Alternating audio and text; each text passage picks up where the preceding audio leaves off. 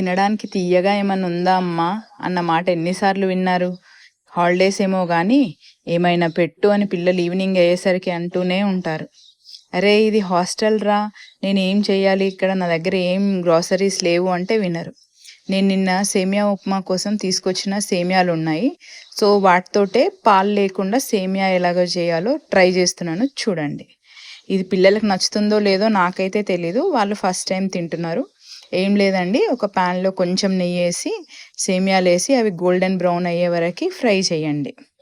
చిన్నప్పుడు అమ్మమ్మ వాళ్ళ ఇంట్లో కజిన్స్ అందరం కలిసి ఇదే చేసుకుంటూ తినేవాళ్ళం. కానీ టైం ఎంత ఫాస్ట్గా అయిపోయిందండి, చాలా మారిపోయింది.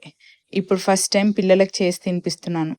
హాలిడేస్ అంటే గుర్తొచ్చేదే అమ్మమ్మ వాళ్ళ ఇల్లు, కానీ ఆ డేస్ని నేను చాలా మిస్ అవుతూ ఉంటాను.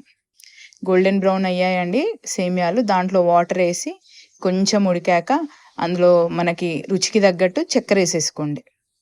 చక్కెర వేసేసాక కొంచెం సేపు అంటే ఒక 3 to 4 minutes అట్లా వదిలేసి కొంచెం మీద నుండి మళ్ళీ కొంచెం ఘీ వేయండి, నెయ్యి కొంచెం వేసేసి ఒక 2 minutes కలిపేసి దించేసుకుంటే సరిపోతుందండి. పిల్లలకు నచ్చుతుందో లేదో ఒకసారి ట్రై చేసి